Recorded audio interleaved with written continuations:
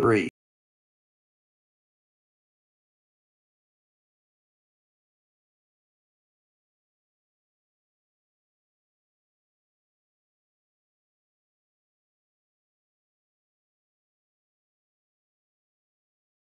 Welcome everyone to another EOS Talk on the Beyond Bitcoin Network. Today is Saturday, August 25th, 2018, and I am Official Fuzzy, and I will be guiding you guys through another EOS Talk Hangout, which we generally hold every week on the EOSTalk.io platform.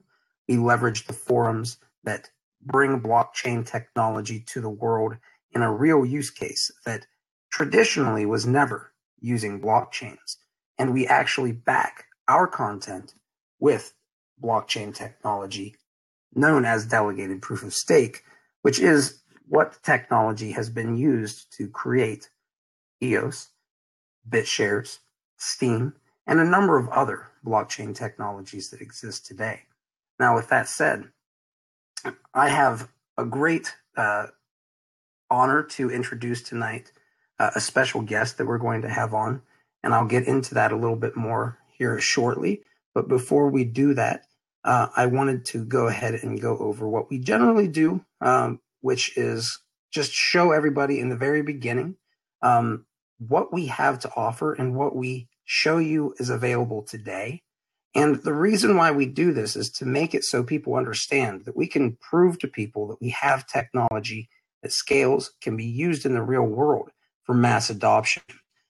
During these times when everybody's talking about the bear market in crypto, the reason is because people are worried that crypto might not exist in the long term. And the reason I believe for that is because we're looking at cryptocurrencies that largely do not scale to meet mass adoption criteria and requirements. So with the technology that we have using delegated proof of stake, we can not be crypto kittied in moments when viral is knocking at our doorstep. Now, with that said, we do have these forums, EOSTalk.io, and if you look at them, you can always see we have the price action that you can actually go and look at the price directly from there. You can also join our Discord. It's important to recognize that this is an easy way to join up to this Discord where we live stream these Hangouts and where anyone can live stream their own Hangouts in the future. So with that said, I just want to let everybody know we do have this here. We have it available, and it is open for anyone. And we do have future things that we've talked about in the past that we're going to do, but we won't get too deep into that tonight because I'd like to really quickly move on to the price discussion. If you guys don't mind, I'd like to go back and look at EOS. If you guys can pull up that chart on everybody always wants to talk about price, but I understand that it's extremely important to everybody who's holding tokens. But I also want to help everybody recognize that even in bear markets, there are gems that, even though they might be going down alongside other cryptocurrencies, they might not necessarily deserve it. And we're in this space where right now, if you go to look at things like Blocktivity, which we will show shortly, you will see that there's a very big discrepancy between the market cap of certain tokens and the amount of transactions they serve and can serve to the population. Meaning, if it cannot be mass adopted, is it going to be the next Alta Vista, right? And for those of you who have any clue what that means, Alta Vista was an old school search engine that lost the game in the search engine race back in the early days of search engines. And the reason was because it didn't do things as well as other search engines that came out afterwards. So we have to be very careful to not let price gauge everything for us, although it will be the most strong emotional factor in holding cryptocurrencies. Now, we will go ahead and look at this chart here. And as you guys can see when you're looking at it, it looks like we've about bottomed out around where the historical low was around 434. It still hasn't quite reached there. It's about the lowest it got was 441. It did not go below 434, which is the prior low. So we have not seen it go below that. Now, if you see it go below that, it might go lower to the next place where the support is, which looks like somewhere around $3.75, right? And if you look at the chart before it went up, you can just see where these support areas are. And where those support areas are usually where the most data points are on that chart. So if you see a bunch of places where it's boop, boop, boop, and it's all staying in the same area, that's most likely a support, especially if there's a lot of volume on it. Now, with that said, there wasn't a whole lot of volume back there before the ramp up, but let's face it, before that, there wasn't a whole lot of volume on EOS in general. So it was starting its big ramp up phase. So it's probably safe to say that it's reached the low, around the low where we were saying it probably will. If it goes lower, it might go down another dollar to that next stage. Let's hope that it doesn't go there, but it could. But with that said, as you guys can see, in cryptocurrency, things are very volatile. So you only lose your money really if you hold on a project that's doomed to fail, or if you are trading on something whenever you've lost money and you're not willing to have the patience to wait for it to go back up. So always be careful with those things. We do cover the price here a little bit. We have been pretty right on this so far. But, there are always times when I might be wrong. I'm not a professional trader, but I've been pretty on point with this. But I do want to make it clear, guys, this probably is a good time to buy in. I'm not telling you what to do, but be safe and be smart about it, right? Don't go too far. Don't leverage your house or any of those things. That's how you make silly moves. Now, with that said, I do not like always talking about price, but we do have to get it off the table. And a lot of people do care about the price action because let's face it, your money is, something that you need to survive. It's something that makes you have to work extra hours and not be able to focus on it. So we do definitely want people to be smart with their money, but that's always why we cover things that we think technologically are the best technologies out there. Now, with that said, the way to gauge it, and we always gauge technology, I think the best way that we gauge this technology, rather, is by showing blocktivity.info. So if we could really quickly scan over to blocktivity.info, and I just want to make it clear, I know for those of you guys who are here every week, you understand. I've said this already. If you're listening after the fact, you can probably push forward a couple minutes. But I want to make it very clear. We don't tell people things here. We show them, right? We want to show you guys. We want to show people the types of information that's really going to serve as your foundation for propagating a message that really sticks with people, that becomes a salient and memorable moment for them. And the best way of doing that for most people who really are honest with themselves is whenever they're shown something rather than just somebody trying to explain it. If you can tell somebody, hey, I can tell somebody that I saw a UFO last night, but if I show them at the same time that I'm seeing it, or if I show them a video of it, they might believe it a little bit more, right? Now, obviously, this is not probably the best analogy to make because UFOs obviously are a little bit more, people don't believe in them, but maybe, just maybe, the general population doesn't believe in blockchain yet. So maybe it is in the same realm. However, with that said, we do have this technology, and we want to show you guys that things like blocktivity.info give you the actual data that you need to show people what cryptocurrencies are the best. When you go to CoinMarketCap, what are they doing? They're framing the data in a way that gives a certain picture. And for those of you who are familiar with how this works, it's no surprise. But for those of you who are kind of interested in what I just said, I'll explain it a little bit more. When I frame data in a certain way, I can give a certain image, right? If I omit certain information from you. For instance, if I don't tell you a certain particular item in a sentence, it might completely change the meaning. Well, this is very similar with data and visualization of information of data onto a page that we call information, right? And whenever you look at the blockchain activity matrix, the reason why we continually push this out into the and the ecosystem, the reason why we try to get this out there, look for all of you guys who've been picking me up out there and paying attention to Blocktivity and covering it yourselves. Thank you.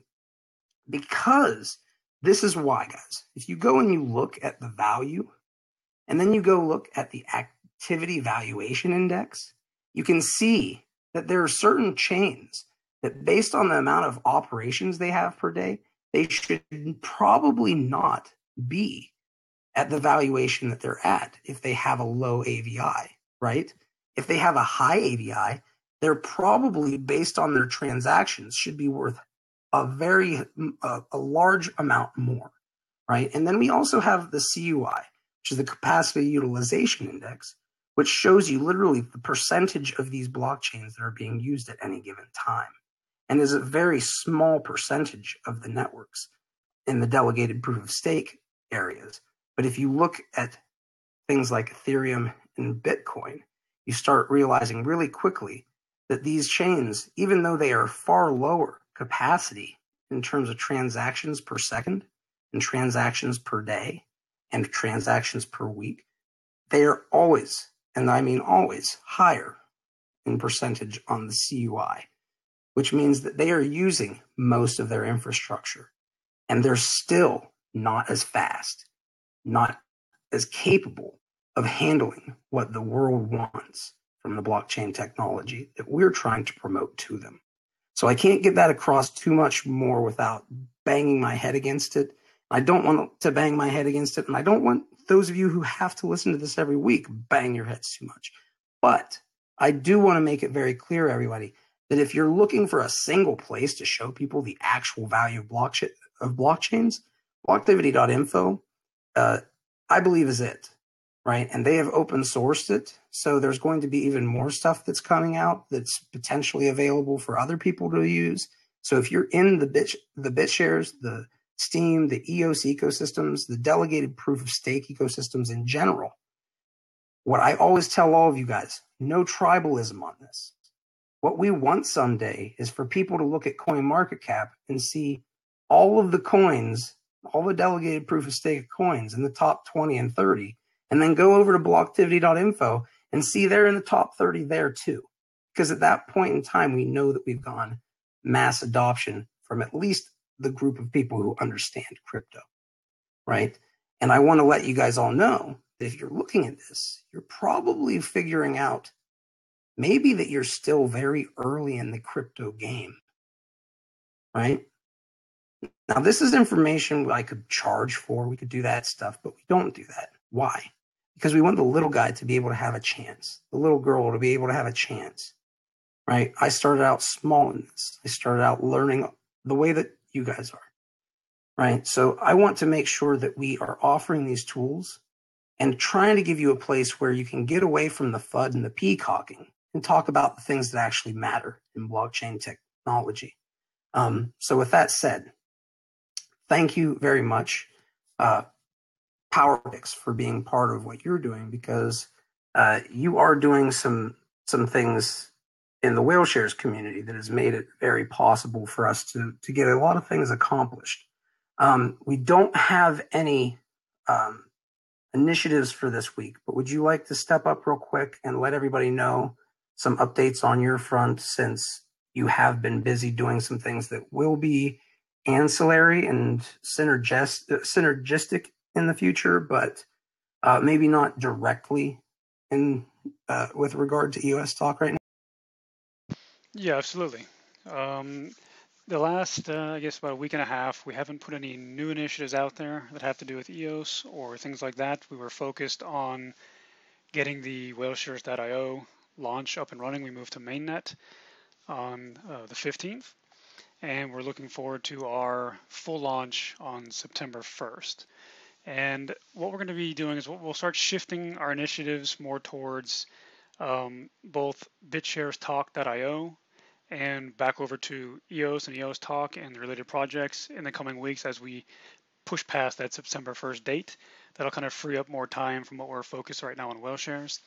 But for everyone who is not aware, we did have our launch going to open beta. It's like our pre-launch period. We did move to mainnet. That was on August 15th. And you can find a post about that over on whaleshares.io/@whaleshares with an S. And that's where we have all of our official announcements that we post over there. And this week, in the next about 5 days or so, as we push towards that main launch, we have our first hard fork. We're getting all the last changes to the code and features that we want to put into the website and get that rolled out. We're still in our share drop claim period, and that extends out to September 15th. And at the same time, we have, just the last update on that was, even though we're going to our full launch on the 1st, that the first month of September, all the way until October 1st, we have the power down disabled.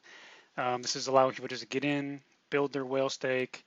There's a lot of focus we have on that kind of cross-chain technology, getting people to start a whale token and back it with their stake. So there's a lot of different things going on with that as well for the reasons of locking the power down and stuff. But we'll have more announcements coming out on the 30th and then on September 1st. And like I said, going beyond that, then we'll get back into some of these other stuff that are BitShares and EOS related as well. So that's really all we have for updates at this time. Well, thank you very much. And I want to let everybody know here that PowerPix does these things and has been doing them to really help solidify the community around initiatives that help all of us in a synergistic way. And a lot of you who are not newbies here hear me talk about Voltron quite often.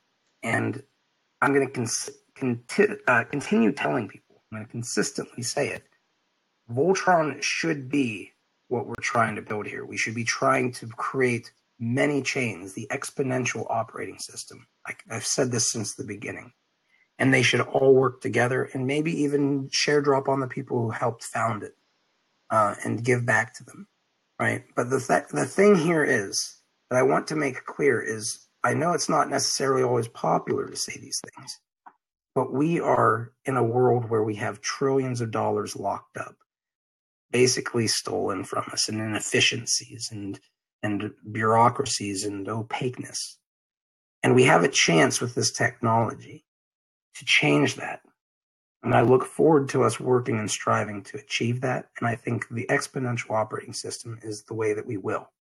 And projects like EDNA with Greg, these are the types of projects that are really going to take us beyond Bitcoin, that are going to take us to places that we can potentially really help the human condition, right? We have a lot of issues in our world. A lot of those issues come with inefficiencies, and not only inefficiencies in economies, but in self-governance, right? So with that said, if we can use this technology to empower people's rights to self-determination and empower people's rights in terms of the resources that are available to them and their true value being expressed, being stolen by third parties against their will, I think this is the foundation of the new revolution. And I'm not talking about a revolution where we're burning down things, because that's the kind of revolution that psychopaths want. I'm talking the kind of revolution that lifts us all up, right? Now, with that said, I'm very happy to bring on Greg, and thank you, Greg, for being so quiet for 20 minutes while we did our introductions. But it's very important what you're doing. And I really am glad that you're going to be able to join us and discuss a little bit what you're doing with the EDNA project and give us a little bit of a window into why blockchain technology is going to change our lives and why DNA and blockchain can work together to secure, where the blockchain can work with DNA to secure, with us to secure our DNA and our information.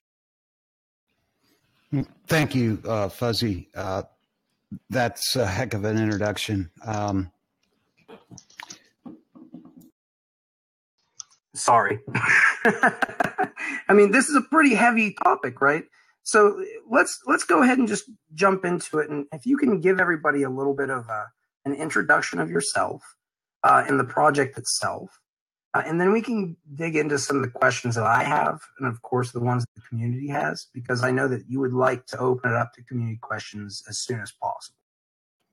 Yeah, I'm not really here to roll on and on about EDNA and the project. It is what it is. I'd like to just basically give you a couple minutes on how it all got started and what we see it doing, and then really figure out, because there are so many aspects to the project. I think it's best if we just let people lead us, ask some questions, figure out what you like, what you don't like, what you're concerned about, what you want to talk about, and we'll talk about it. So how it started, back in the 80s, I founded a software company, my second startup, and it was a CRM consulting firm. We did a lot of Vantiv work in the customer relationship management space. Grew up to about 30 consultants in the field, and then we got acquired by a company called PeopleSoft. Well, later in life, PeopleSoft got acquired by a company named Oracle, so I ended up working for Oracle. That went on for almost 20 years, but in the middle of it, I got volunteered to work on a project to ensure that our databases and our software was HIPAA compliant. So I ended up looking at a lot of medical information. That broke kind of my world open in terms of maybe there's more to life than computers. I started with medical data, how it was stored, how it was HIPAA compliant, privacy aspects of it, which really weren't all that interesting until you got behind the scenes and saw what was happening behind the scenes with a lot of our data. Later on, I became sort of an anarchist, and then I met blockchain. So for 7 years, I've known about the problem. 7 years I've been working on the problem, cross-training myself into a genetic engineer, not just a computer engineer. And in the last 2 years, I've come upon the solution, which is blockchain. And so EDNA is going to allow you to autonomously, and I do mean completely autonomously. The only thing our sequencing service will know about you when we put your DNA on chain is your public account number, nothing else.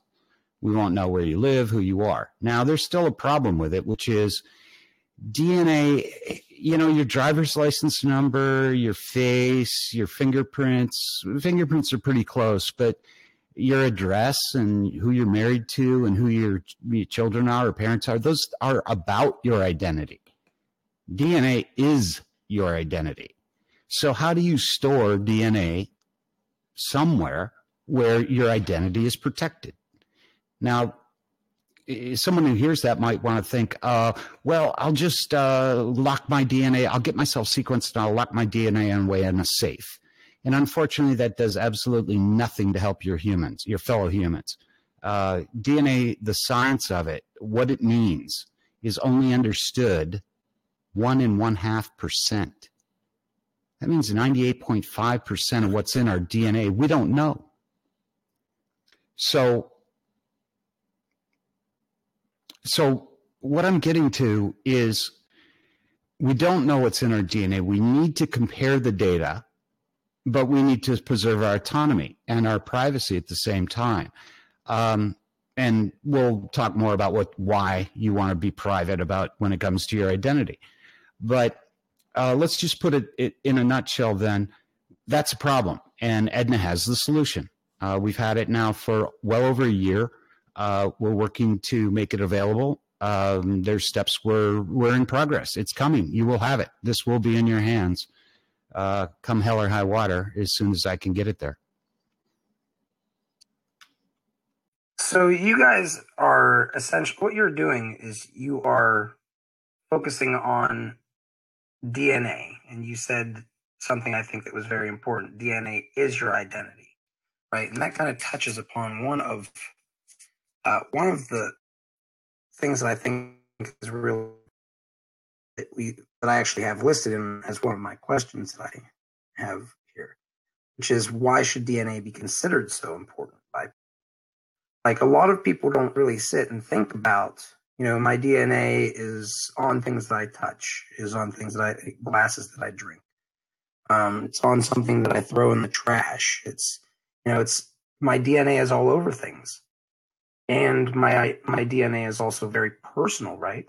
So could you dive into that a little bit for us, for somebody who might be a newbie, to kind of explain? Sure, you bet. There's a lot of definitions of DNA. People look at it. People say, well, it's in his DNA. Oh, okay, that's one thing. Or somebody says, your DNA is going to force you to drink alcohol. Okay, that's something else too. You could define DNA in many ways. Here's how I like to explain what it is. And to me, it covers a lot of aspects. So let's suppose for a second you've got a very rich grandfather. And he dies. And you go to the reading of the will with your family, and your sister gets a fleet of yachts, and your brother gets a small country. And the lawyer turns to you and says, hey, Fuzz, you get this box. And he pushes a small box across the table to you. And it's got a lock on it. And you turn to your grandma and say, Grandma, what's in the box? She says, well, I don't know what Grandpa left you. He could have left you anything. But I do know the key's on his desk. The key to that box is on his desk in his library. So you scoop up your box and you head out of the office. And as you're going down the stairs in the front, there's a dude there with a pizza. And he says, hey, man, hey, are you hungry? Would you like this pizza? Tell you what, I'll give you this pizza right now, this whole pizza for that box. Are you going to do it? Well, that's what you do when you hand over DNA. Because number one, you don't know what's in it. Number two, they don't know what's in it. But I will tell you this, there's 100 companies around you right now going, hey, man, you want this pizza? Yeah, I see what you're saying. So you're basically saying they're trying to hand us peanuts for the most precious data that we can possibly have. And we don't know exactly why it might be precious. Well, I've got some suspicions, Fuzz, and we could talk a lot about what we do know is in the DNA. In that 1.5%, there's some pretty amazing things, like why are some people immune to AIDS? Can't get it.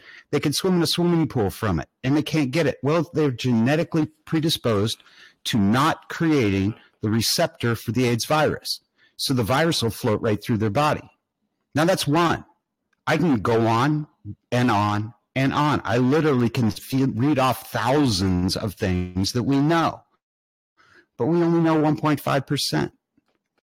So, and this is kind of, this is a very important thing, because these are some very powerful things that are good, right? But then there's also some possible negative things, which gets me into question 2 and 3, which I'll go ahead and I'll ask them both together, because I think it's important to have them both in this context, which is, why should people want to own their own DNA information? And why is it dangerous for someone else to own it instead of you?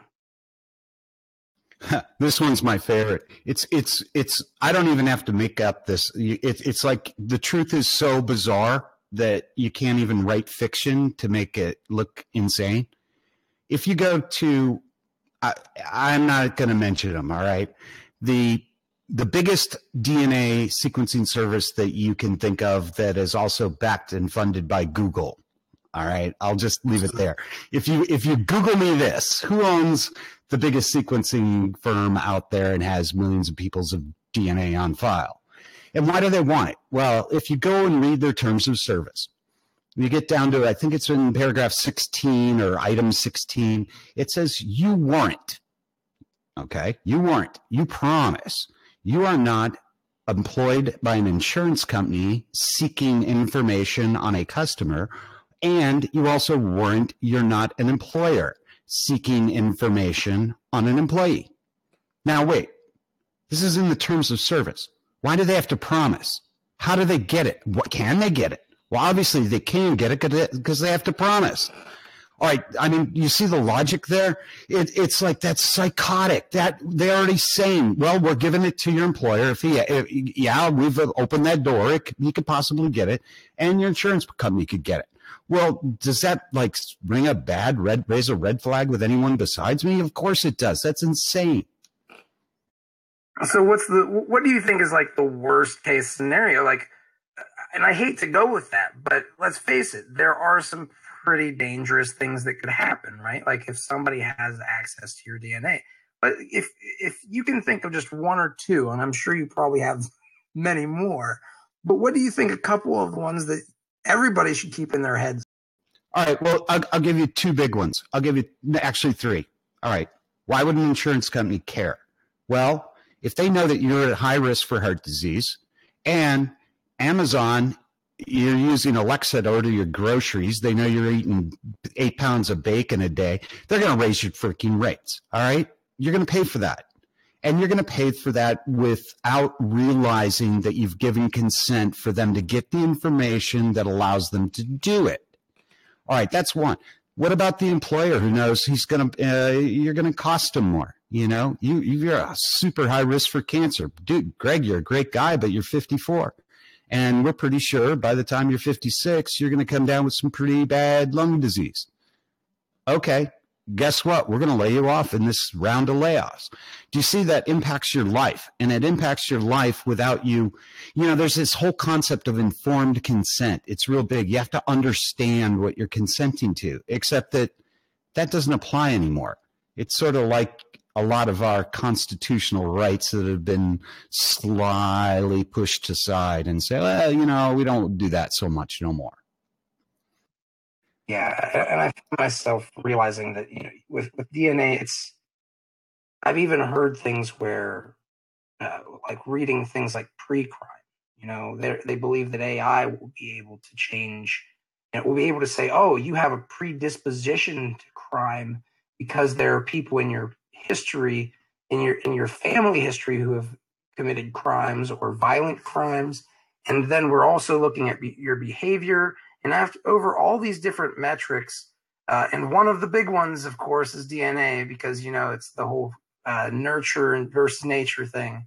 And we're going to just have that as one factor. And maybe we'll, you know, if all these factors go to a 90% probability that this person is going to commit a violent crime at some point in time, and their DNA is even saying that they're most likely going to do it, you know, these are the things that always concern me. I don't know how real that is, but it's super real. I want to jam in here because I didn't get to say the third one, which was pretty much the same as where you're headed. Sure. What we know absolutely unequivocally, without a doubt, DNA is related to IQ. It's genetic. And that's not racist. That's just freaking science. Okay. And I can show you hundreds and hundreds and hundreds of papers that have proven that. You know, these are peer-reviewed papers. This is good sound science. It's horrifying to me that's, you know, because if it was just being poor, we can fix that. Yeah. You know, but it's DNA. Well, the good news is that I'll give you in a second is we can fix that too. But what if they decide, and they, meaning the people that are actually working on this stuff, using this stuff, trying to get your stuff, what if they decide, well, you know, your kid's IQ's genetically not going to be sufficient to let him be a doctor, but he can push a broom? That's Gattaca. And if you've seen the show, that's what I'm talking about. They're going to they have the power. And believe me, the people, at least in my experience in my lifetime, when you look at things like centralized banking and political contributions by corporations, things like that, that really mess up a good society, what we see is that, well, they want this data. What are they going to do with it? Well, they're probably going to mess it up so that they get to stay in control and they get all the power. And yes, if you can look in somebody's genetics and say, hey, you know, your IQ is never going to be sufficient to do that in life. Well, maybe you don't get the best healthcare. Maybe you don't get the best. Maybe instead you get what they want you to have. That's why you want control of your own data. It's very interesting to me because we even know that from like psychology, right? There's the intelligence quotient, but that's only one way of measuring intelligence too, right? So there's multiple other ones, and then you can even go into books where dystopian societies where they assign you your job and you don't get a choice because you're genetically predispositioned to this stuff. And I find myself wondering if we've been watching these things all our lives and being kind of like told that this was going to happen without being told. You know what I mean? Almost like a soft disclosure kind of thing, which is very interesting to me in and of itself. But when we get into this, I guess one of the things that I would like to close that part off on is if there's anything that you would like people to, if I'm a newbie and I'm not familiar with this, I think you've given me some points to walk away with. But if there's anything, like we're talking about also DNA modification, right? And this is going to happen over time as these data sets become more robust, right? I think that's fair enough to say. I think it's also fair enough to say as AI in general, artificial intelligence and things like this start growing and becoming compounding on themselves, I think you're going to see more and more capability of us to do really small scale things that we thought before were impossible. And with that said, that opens up a lot. But what is the most important piece of advice that you could give to the people who are going to live in a future where DNA modification is easily achieved and where DNA is owned or can be owned by anybody? What kind of advice do you have to people on that? And I think that it opens up probably some of the things that you're going to talk about with your project. Well, I don't want to step into the project yet because people need to understand the reason the project is. Why are we here? And so let me just answer the question. What is the most important thing? Well, bar none, when you talk about what's the most critical is you should take ownership and possession of your own DNA. And what that means is if you're going to use a service that are out there, and there's lots of them, and they're cheap, and yeah, it's kind of a nice stocking stuffer to give your mom, but at least read the terms of service.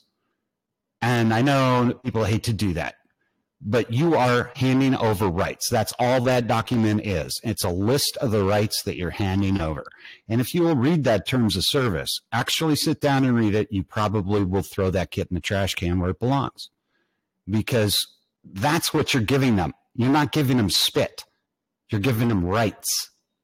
And all right, the second part, you talked about CRISPR inadvertently without using the word. We can modify our DNA. Yes, we can. I'm living proof. I've changed my own DNA. Kitchen, sorry, basement lab, but it's not much more than a kitchen. And if you've got some bleach and a couple, maybe $1,000 worth of equipment, you can do it too. So don't be afraid of the GMO. It's coming. It's coming in waves. It's already happening out in the real world, out in the medical world, even in the FDA-approved world, faster than you're possibly going to see. I cannot keep up with the papers that are being written on the new technologies coming out and dealing with genetics. I can't even read fully the extracts of the papers that are published every day. And I keep up. I pay to get this information. And all I can do is read the headlines and take the ones that sound most interesting and read the abstracts, and on I go. Because there are literally hundreds and hundreds of these papers coming out every single day. So that's that. I hope I answered the question. Yeah, well, basically you're saying to me, I'm hearing that it's a box of goodies. We don't have a whole lot of clue all the things that are going to happen. And that is even more reason why you should control your own data. And you should only be giving rights to it for specific instances. And exactly. And why should they profit off your data? Okay. And there are ginormous profits in the future. Someone somewhere is immune to cancer, just like they discovered immunity to AIDS. There is somebody's magic DNA out there that cannot get it. And when that happens and when that shows up, that's $1 trillion cure. Are you going to get the $1 trillion? So yes, it's not one magic box of goodies. It's billions of magic boxes of goodies. Why do they get them? So you're saying my charm might be worth trillions if they figure out that my DNA is really... Dude, quadrillion, billion, trillion, gazillions. Yes. Of course. Well, that's what I'm hoping for is gazillions, but we won't get too greedy here. Now, speaking of that, that is one question, though, that we are supposed to talk about tonight, and it's not technically next, but would it be okay if we talked about real quick the monetization of my DNA? Because you kind of touched upon it, but there's a little bit more to this too, right? Like, it's not necessarily being a trillionaire because of something. Like, everybody's DNA is valuable in some way. Oh, absolutely. You can't discount anyone, right?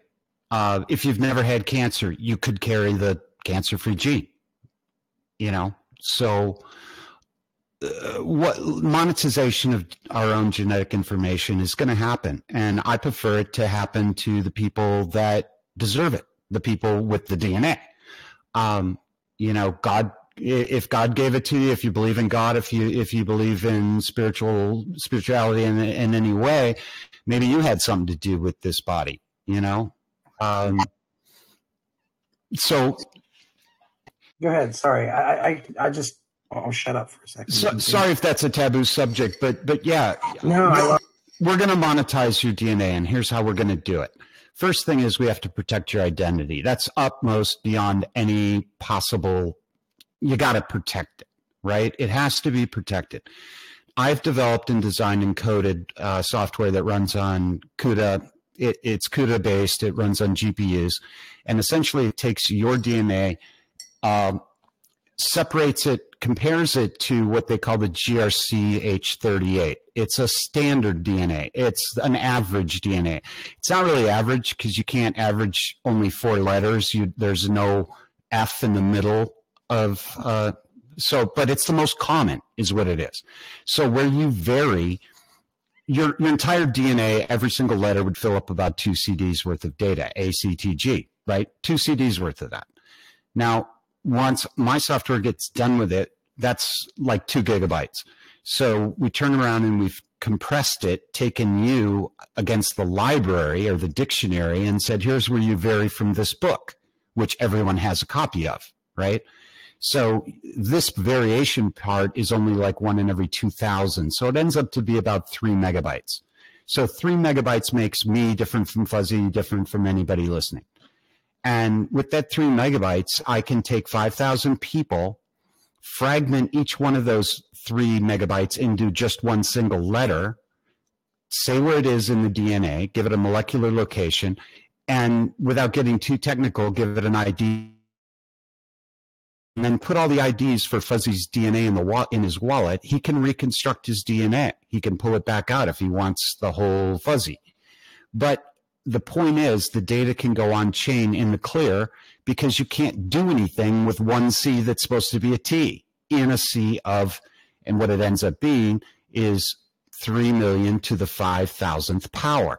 So solve that puzzle. If you try to figure that back out and reconstruct Fuzzy just off chain, I'm sorry, that's not going to happen. There are 4 different colored puzzle pieces and they're all square and they don't interlock.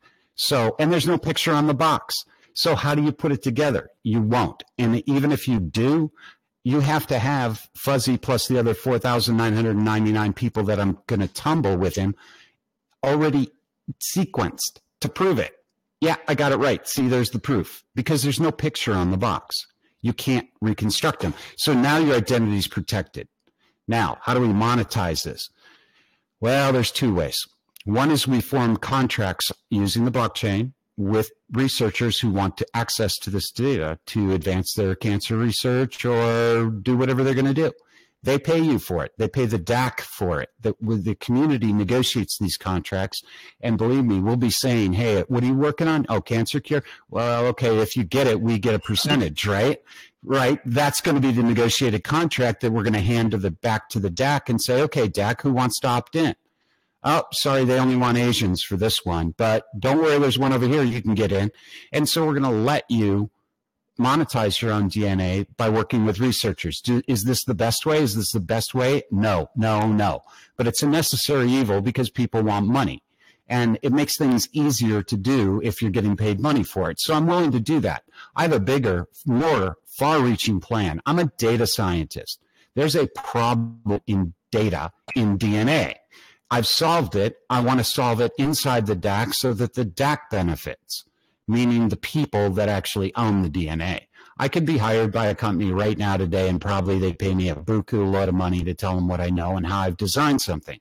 I'm not giving it to them. It's going to the DAC. I'm done.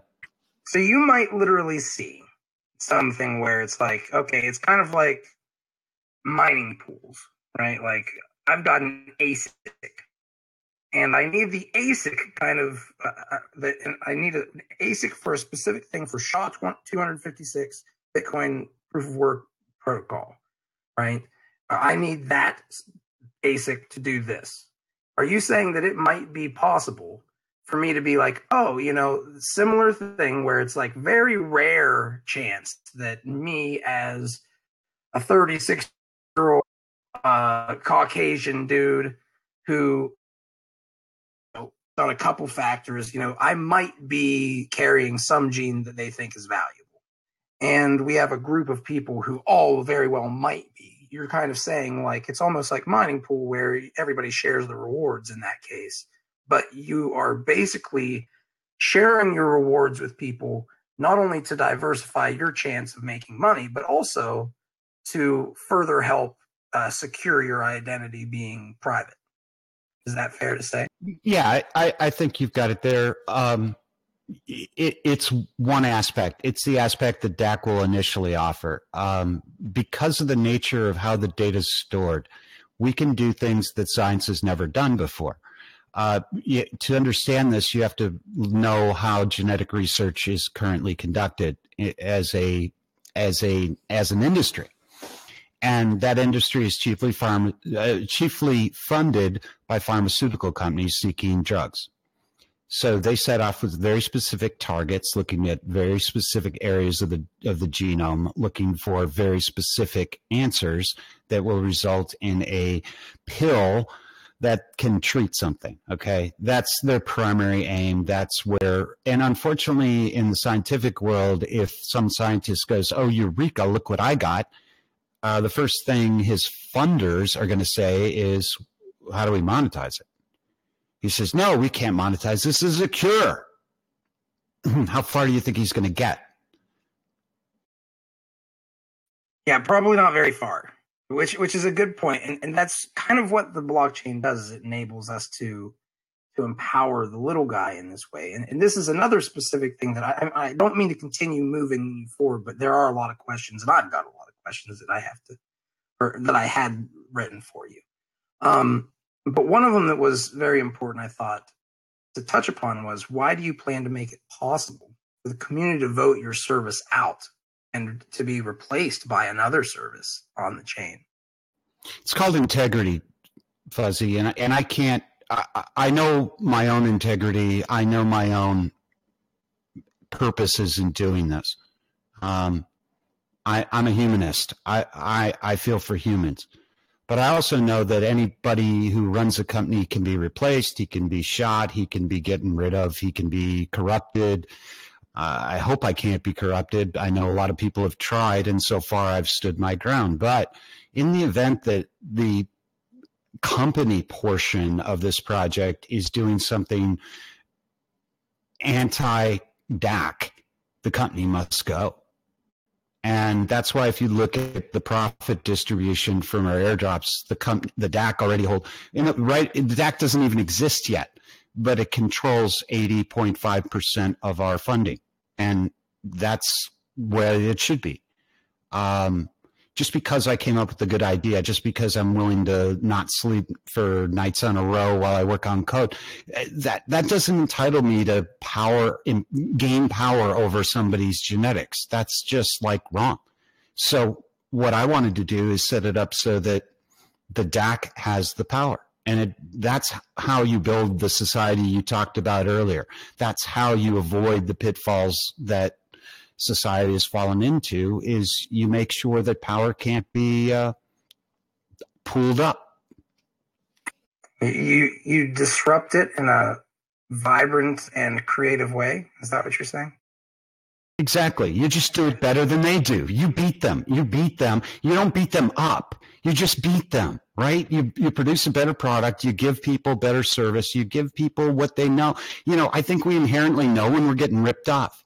Man, take a bite of that McDonald's hamburger. Is it something inside you has to be telling you, man, I'm getting ripped off.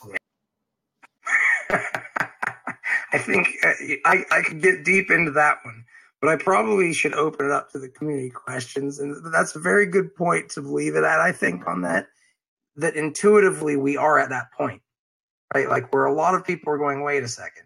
And a lot of people were saying it's worse than it's ever been. I don't know yet for sure if it's that it's worse than it's ever been, or we just know a lot more of the dark side, the dark underbelly. But regardless, I think that a lot of people are waking up and becoming a little bit more on maybe not on the health data front, but I think they're getting primed for that. I think the coming years are going to be ripe for your project and the idea of this. So I'm glad that what you're doing is this, because you're right. Like I was telling you, I think these are the types of things that really take us beyond Bitcoin. It's what we are here for, what the blockchain technology is. This is the type of stuff that made people excited about blockchain technology in the beginning, right? And unfortunately, things like CryptoKitties kind of like soured people. CryptoKitties and ICOs soured people's beliefs about Bitcoin and cryptocurrency in general. I think that blockchain is going to make a roaring comeback as people start seeing use cases like these, though. Now, with that said, Crypto Hippie asks a question. Do you think that sequencing plant or fungus DNA will offer genes that could be the cancer cure or help in other areas? And is that something you've considered working on? Yeah, cross-species genetic combination is not easy, okay? There's problems associated with it, especially if you take animal DNA and bring it into humans. However, that said, it's being done. Work is progressing. Work is headed this way. You know, here's what I know about the future of this. I don't know shit, because it's going to blow it away. The exponential curve on what they're able to do and how fast they're able to do it is pounding that crap out of Moore's law. So if it's advancing that fast, where will they be in 5 years? I think I can't even begin. No one can begin to imagine where this is headed. And how it will show up, how it will manifest will be, I don't know that the question itself is important as who gets to know that. Now, yes. If you go to the FDA's website, okay, the FDA's honest-to-God.gov website, go look at their press releases and go look at the one that talks about the 3 genes they will let women know about will let anyone know about BRCA, BRCA. The FDA report says this report allows you to learn about 3 genetic variants that are known to cause cancer. It does not tell you about the 1,000 that are known. It only tells you about 3, so it may not be a very good report. If you read that report, and I've posted it on my website, there's links around to it. This is in fact information suppression by an agency that is supposed to protect your health. Why are they suppressing the information? Why? Let's look at why. Who pays the FDA? Guess what? It's a government agency. Wait a minute. It's also the only agency in the United States federal government that accepts money from the people and companies it's there to regulate. I was not aware of that, and that is my ignorance. But it's scary. 3/4 of the FDA's income for testing drugs comes directly from drug companies as fees, quote unquote. So if they're the cop and they're supposed to be policing the criminals, but they're taking money from the criminals. Are they a good cop? I would say that I'm not even about it. No. And if they try to be the good ones, which is why you see a lot of mid and lower people in the FDA attrit very quickly. They get in, their lifespan in the FDA is only a few months before they're, see ya. You want to be, yeah, you ain't playing. So another question then is, and this kind of goes along the lines of this perfectly, and Matt asks here from Coast to Crypto, what is Greg's biggest fear? And does he fear reprisals from Big Pharma or other agencies with conflicting interests, including government? Wow, big question. I'm tempted to answer this in two ways. The first way, I want to do it because this is me. This is Greg. Fear requires ego. If you don't consider me the most important thing out there, there's really not a whole lot in life to be afraid of. And if you're able to set aside me and actually be who you really are, once you figure that out and you realize, well, I'm not really my body, and I'm pretty darn convinced if you chop me up, you're not going to get Greg. You vivisect me, you're not going to get me. So I really don't fear a whole lot. I do know, I'm not stupid. I know the FDA has burst into medical offices with guns drawn, machine guns out, and harassed and terrified people who clearly weren't there doing something violent, but they were doing something the FDA didn't like. And so they have that ability to rain some garbage down on people, some suppression. And when it comes down to, will they do that to us? Could they do that to us? Well, look, my plan is if it's on the blockchain, they can arrest the blockchain, right? So let them go do that. So that's one tick I've got on my side that they're not going to be able to do anything about. Here's the second part. I already beat these guys. It's already over, okay? It's won. Game over, fellas. You guys lose. And here's the proof. It's out there. I have basically withdrawn or withheld nothing. There is no proprietary Greg shit going on. It's all in the open. It's on the web. Anybody can do this. You've got the concept. I've laid it out here. I've laid it out time and time again on different interviews and in different papers. So if they get rid of me, the idea, it's too late. You cannot kill an idea. Bring it, man. My life means nothing. The idea is maybe all I was ever here to do. Well, I won't say that living a life with meaning doesn't empower and enrich your life. And if that's what what you feel your meaning is, it's good to have a meaning, because a hell of a lot of people don't have any clue what it is. But with that said, this is, I think, something that is fair enough to say that it's a very important thing to take into consideration. One of the most important things I think that you said was who controls that information, right?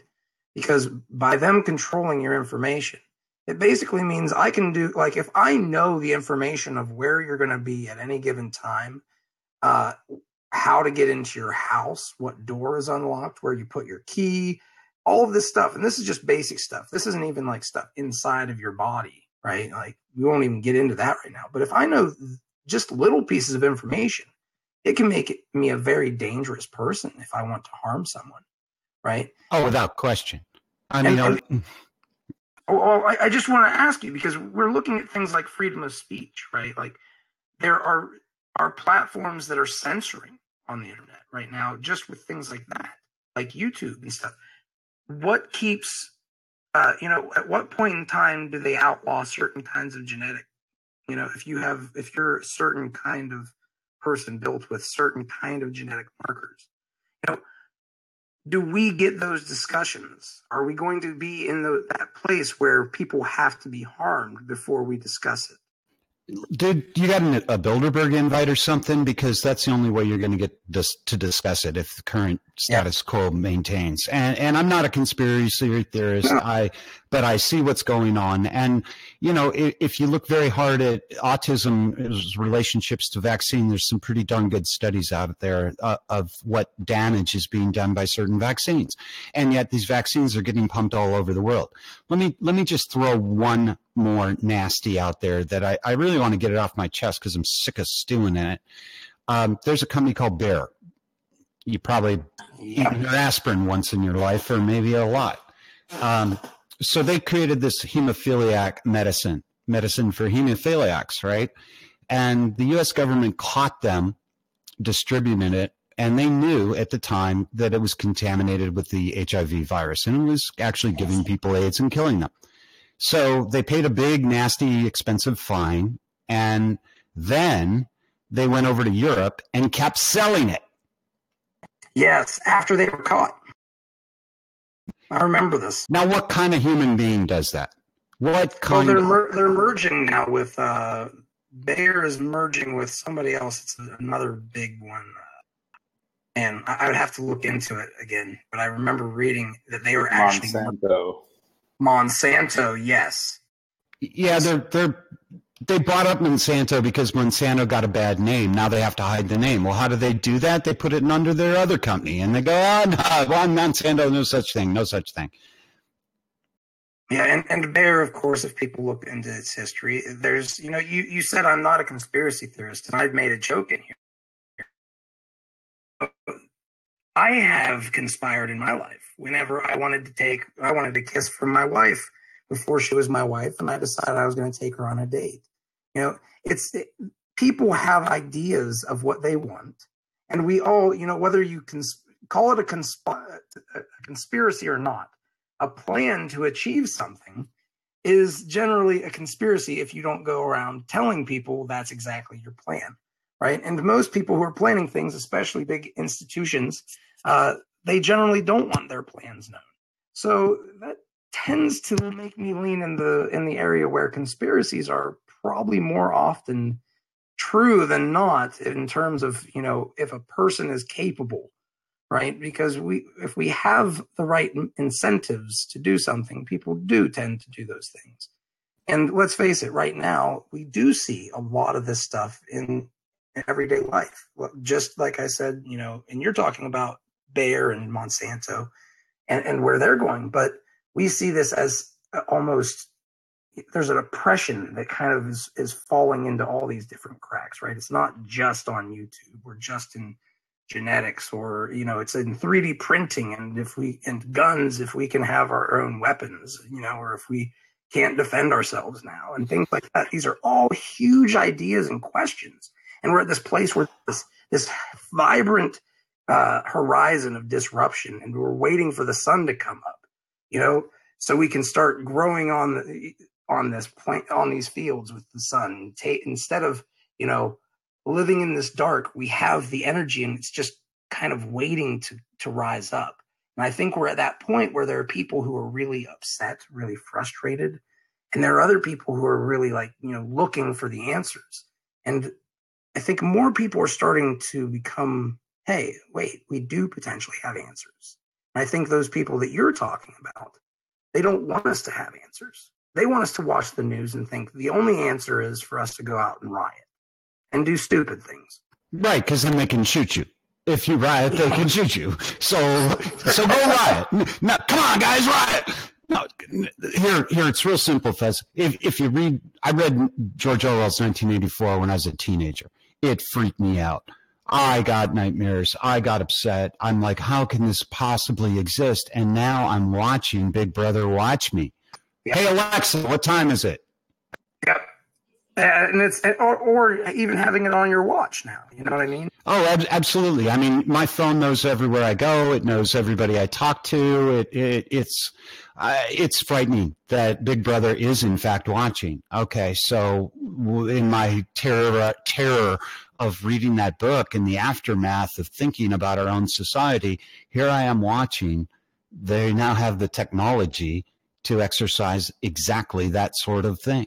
Now, who's to say I mean, if there are people like whoever made that call at Bayer, right? Somebody signed off on it. Somebody signed off. Likely a group. of people signed off. I'm sure it's a group of guys with cigars and whatever, but there they are. And they sign off on this. And if they can reach that sort of conclusion and say, well, the fine stung a little bit. Look at what we made. And if that's really where their heads are at, and then they would want something that would track everybody's movements. They would want something that let them know what's inside your genes. Yeah, man, I feel like this is so important that we discuss this. And one question that I have that might go a little bit beyond the scope, but I do think it's important to bring up. You think any of the things that you guys are trying to employ in terms of helping empower people to control their own DNA might be useful for other things? Like the code might be able to be replicated and used for other use cases. You see that as a potential as well? Or have you had a chance to think about it? I've been I'm a very single-minded person, Fuzz. When I'm the pit bull, Sure. right? I stick my tooth in it and I just keep biting and biting and biting. Oh, yeah. And that's really where I've been with this project for the last, 7 years and 2 years full-time all on. And I think that what it ends up being is, yes, of course, but it's going to take a smarter guy than me or a guy that has a different perspective. And that's what's so wonderful about people, man. You start sitting down with people that are awake and intelligent and willing to look, open their eyes, and they go, oh, that's really cool. Yeah, Greg, I really like that. That's really great. Have you thought about this? And then suddenly, the thing doubles in value and scope and size. So I think that just comes from getting us exposed, because right now I feel, again, lost in the sea of what Vanna White ate for dinner last night. And that's what that noise is, right? And I think that oftentimes all of the things that we see on programming, they call it television programming. It's literally called programming right there in front of you. But on this programming, you're always, brought to subject matter that really doesn't have an immediate effect most of the time. Or it's something to get you thinking about something that you can't easily control. And I find myself thinking these are the types of discussions we have right here that are actually making a difference.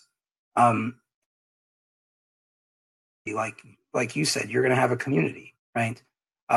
Communities coming together around these points because they're passionate about them. And, the cool thing is, you kind of talked about, that special DNA that somebody might have that makes them worth $1 trillion and they don't even know it. Well, one of the things that we kind of talk about is this emergent property of communities, right? Where everybody is worth a lot of money in certain ways. So the cool thing that I found that really touched me about this project was that you guys are going to have, a community of people who work together and discuss these topics and really focus on the governance and all that and voting and talking about the things that matter to them, and also even consulting and teaching newbies about what the hell this even is, right? Which might be the first thing I should have said, because that's probably the most important. But add into that the fact that you never know what value propositions community are going to bring to it, in addition to the ones that you see today, right? So yeah, it's a very, I'm sorry for asking that question. I know that, but it does come to my mind that there's so many possibilities. Once we can control one piece of data, what other data can we control? And is that something that being the group of people who are scared to lose power and give us trust is what it is. The people who are scared of doing that, don't want us to have. If they are smart, and they probably are, they're terrified, and they probably should be. Yeah, I hope that the world that we can create is one where they don't have to be afraid, and we can show them. But one thing I've also learned over my period of time on this earth is that psychopaths exist. They generally don't have empathy. That's pretty much what a psychopath is. And a lot of people in power are psychopaths. I'm not saying all of them, but I'm saying that cross section I don't think will ever care. Well, there's a super. I know a couple billionaires. Spent time with them personally. They're not really friendly to me. They're not. I wouldn't call them my friends, but through my business work at Oracle mostly, I've been able to sit and talk with them, and I will definitely tell you that the word "me" is all about, and it's that ego that drives the fear, that drives when you're that deep in your ego and me is everything. First, it becomes get away from getting hurt, right? And so they realize, well, maybe a little money and a little power would keep me from getting hurt. And that's the fear side of being inside your head and being an ego and being a me. And when you're totally focused on me, you start at fear, and then suddenly they start to accumulate some power and some wealth, and it becomes the fear of losing that. And so because they maybe stomped on somebody to get some of that, they figure, well, everybody's going to stomp on me because now I have it.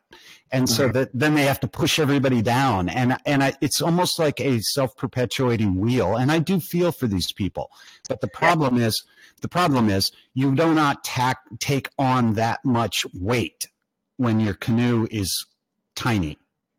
Yeah. You wait until you got a boat full of people that can all help, and then you deal with the true psychotics, the true people that are violent, the people that are out to harm society. You don't run off by one man and try to assassinate the evil guy, because that's not going to go out well. Instead, you just replace them with you get enough people woken up and on your side and rowing that your boat can handle that big of a rock, and then you go pick up the rocks. I hope I haven't digressed or gone off on a tangent, but the one thing I do want to mention, if I could sneak it in here real quick, I know I got to be conscious of that. I had an epiphany just last night, and it was kind of strange. I'm fortunate to be able to share it first right here, right now. I had always thought that I needed the sequencing lab 100% set up, operating, functioning, ready to take on customers before I built the DAC. And I realized that was more about ego than it was about building the DAC. And when that kind of slapped me in the face last night, that, well, the sequencing lab's going to take a couple $1 million machines. You're going to need to hire this CEO who's going to cost you this much a year, and those scientists that are going to cost you that much. But guess what? The DAC's constitution is probably just going to cost you a few hundred hours of thinking and typing and talking. So why aren't you building the constitution? So my game plan has totally changed, and I intend now to put the DAC in place regardless of whether we have a sequencing service set up to serve it yet or not. And the great news is that my coders, our coding team has just about finished the EDNA staking, which allows you to stake your coins and earn benefits, earn rewards just by getting them staked with us. And once that code is operational, it's half on the GitHub now, half off, and it should be live very, very shortly. We're turning right out into the DAC contract. We're going at it full throttle. So that's where we're headed in the future with EDNA. So I know that we've covered a lot of the stuff that tips a little bit onto the darker side, but there's a lot of powerful things that can come from this, right? So if you can I've got one question I did not put here on the list, which is, what is the best thing that could happen if we utilize this technology and we build something that really does what the vision here is? The best thing is that I get to actually we get to produce, the community creates a system that is so different and so much more powerful than current genetic research could ever hope to be. Because remember, it's directed, right? It has a purpose. And if I'm able to convince or describe to the DAC to the degree that the DAC decides to adopt it and go this way, this community is going to have with it the most powerful tool for genetic research on the planet, bar none. And I've been cautious about saying that because people hear words like that and they like, the guy's nutbag. You know, there's no way he invented that. And no, I didn't invent it. It's just math. It's just math, Fuzzy. I can mathematically prove to you what I'm saying. Now, when that happens, it means that the 1.5% that is known, maybe it becomes 80%, 100%, 50%. It's going to leap forward. And when we know what's in our DNA, we are now at cause over it. What that means to society is probably, I hope, good things. I know it's good things if the society in general is good. I think people are good.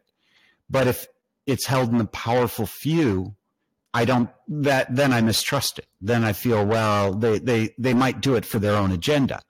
But if there is no agenda because it's us doing it, and us is a big enough group and a big enough cross-section and representation, and we don't form little cliques and try to outpower each other, then that information, that data about our bodies, our physical processes, can be advanced to the point where end of human suffering. That is the goal of EDNA. It's right there on our front paragraph, first paragraph of our website. End suffering. There is way too much suffering in this world, and I believe that a lot of it is inside our genetics, and we can change that. So let's do it. Well, man, I will definitely thank you for joining up, and I will thank everybody who listens live and attends these Hangouts and asks your questions. I have one final question. Do you mind if I ask it before we close off? No, go ahead. Okay. I do want to thank everybody who's participating in these, though, before I ask this question, because I do want to say this.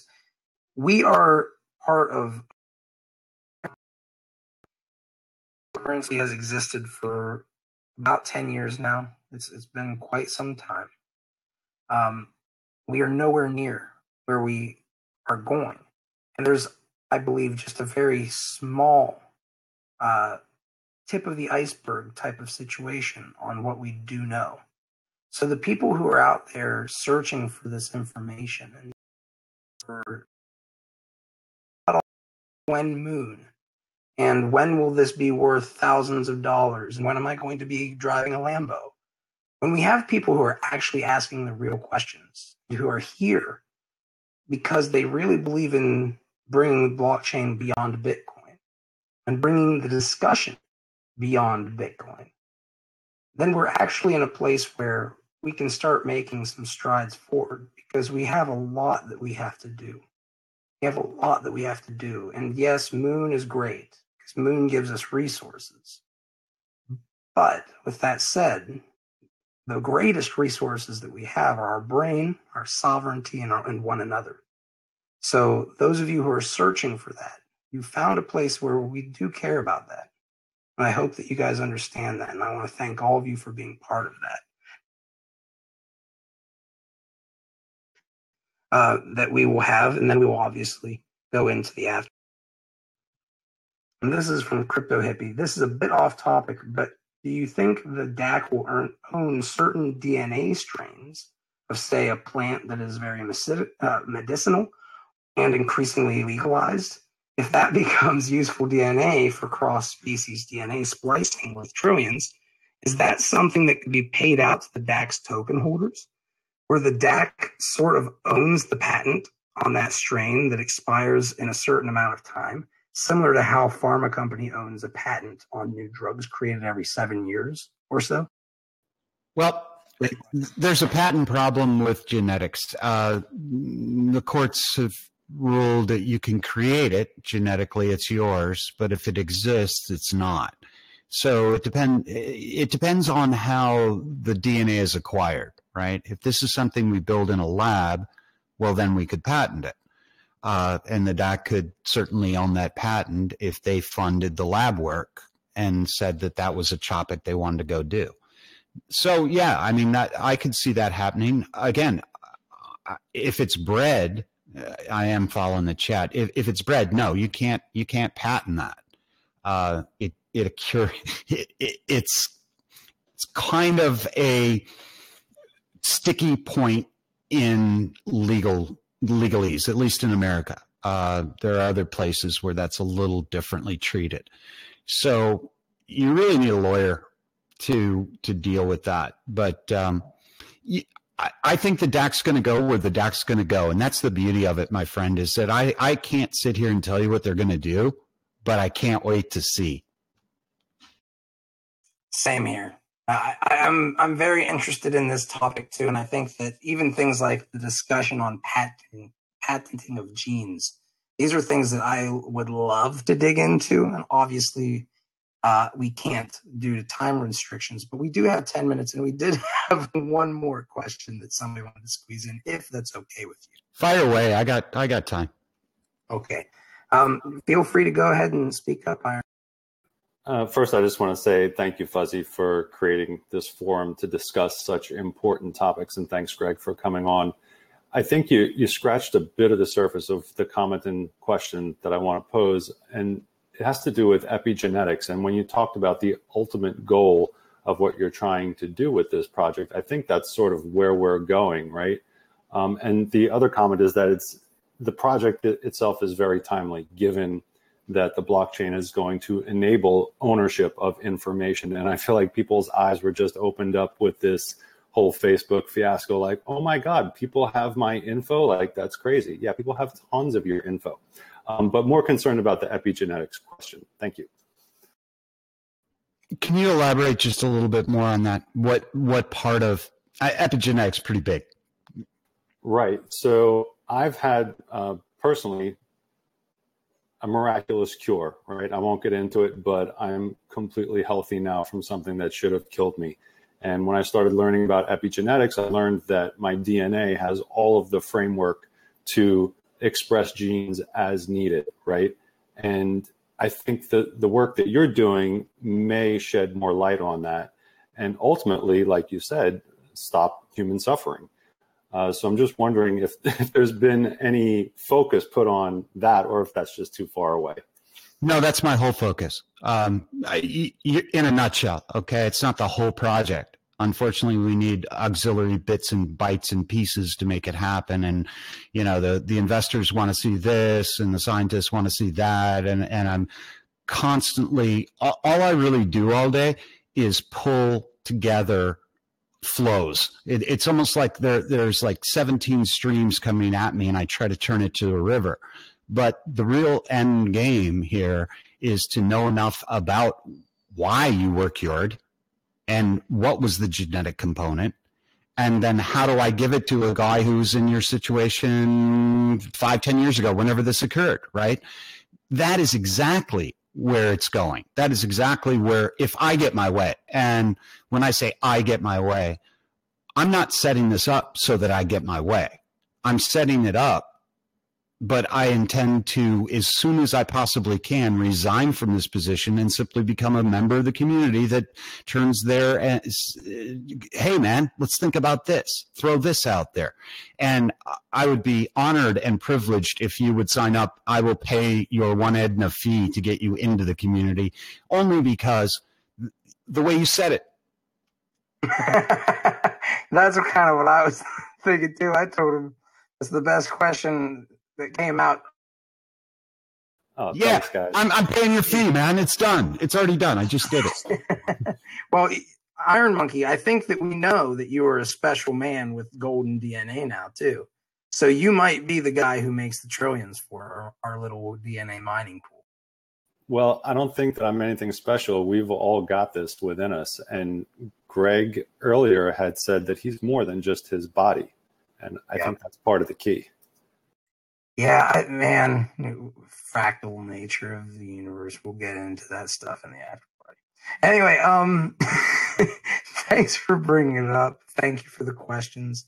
It was a great question to end it on. I think probably the best question it could have ended on. So thank you, Iron Monkey, for bringing that forward. And thank you, Greg, for joining us. I know that you're busy. I know that you're working on this a lot behind the scenes. And there's no end to the tasks at hand. But I look forward to seeing and helping you guys in any way I can to help you guys in your community with what you guys are doing, because I really do believe in this kind of this project and this the vision behind it. I would love to follow and hear more updates in the future from you. Well, Fuzzy, I just want to say thanks for having me. It's this kind of forum that works. This is what I envisioned when I saw the blockchain for the first time. And maybe I didn't fully understand what it could become, but your project, your efforts, the way you formed this is exactly that. And it's without places like you, platforms like you offer, EDNA would just be still a pipe dream. So thanks for having me, and I really, really enjoyed it. Well, I'll tell you what, all of you guys make this possible. So it's not me. I'm just the stubborn one who keeps showing up and being interested in this stuff. So I'm one of many. But I will say this, we are able to run live streams, and I am opening this up in the future for people who want to run their own hangouts. So if you are interested, or anybody else is interested who's running a project in EOS, please feel free to reach out to me and we can discuss how we can maybe help you guys with some community tools. The things that we're trying to do is build those community tools for that specific reason, because we know, and in the earliest days of BitShares, there's this documentary that I got into. And it's one of these sayings that I had that I want to stick by it, and I love it so much, which is the community to me is the gold mine. Right? We're mining for gold. But the use case is generally different. You never know where that gold's going to come from or what situation somebody is gold in. So we're essentially mining the community and giving them things so they can kind of self-identify, so they can shine for us. So we see, oh, there's the gold. We had to shine the light down there, right? And then we can go and retrieve the gold, and we can help use the gold to do whatever we're going to do with the gold. But the point of the matter is that everybody's valuable, and everybody does bring something unique and beautiful to the equation, kind of like what Iron Monkey's saying. And I think that's really where we're going to be finding true empowerment with the blockchain, is not the blockchain itself, but our interactions using it. And that's always been the case with economics in general, right? Interaction between one another. That is what economics is, right? So just to keep in mind that as we move forward, because a lot of things are changing, but our value has never changed. It's just our perception of it. And with that said, that's what we try to do every week, is kind of jar that and kind of not talk about always the most popular moon thing, right? Because we realize that in the end of this, the race is long, but it's only with ourselves, right? In the end of this, if we haven't done things the right way, we might wish that we could go back. We might not be able to. So let's consider that as we move forward and try to help the things that seem like they have a good intent. And let's also be honest with ourselves whenever those intents might go awry. And that's what this forum is for. So with that said, thank you very much for joining up. I look forward to hearing more about it. And I know that we didn't get to the share drop and all that stuff, but you did share drop on EOS holders. You haven't been extremely greedy in that aspect. You've made sure to give back to the community that's supporting you. And I think that's also important for the people in EOS to recognize, and the people in the delegated proof of stake ecosystem to recognize. Because all these different projects, if we all are symbiotically related to them and synergistically working together, we can create a lot more value, and we can become magnets for the moon. So we don't go to the moon. The moon comes to us.